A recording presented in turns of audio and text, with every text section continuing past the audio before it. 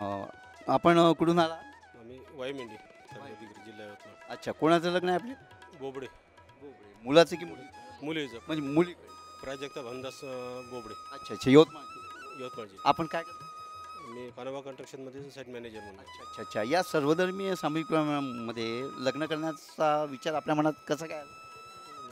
सार्वजनिक वेळ म्हणलं किंवा खर्चाच्या हिशोबानं आणि परिस्थितीनुसार वेस्टेज कमी व्हायला पाहिजे.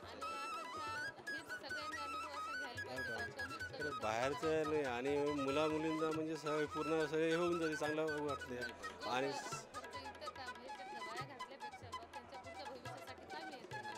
बरं तुम्ही छान प्रोसिजर आहे पण ही. बरं तुम्ही आता आले इथे, तर तुम्हाला काही गैरसोय वगैरे वाटलं का? नाही नाही, काहीच नाही काही. अच्छा, जेवण वगैरे झालं?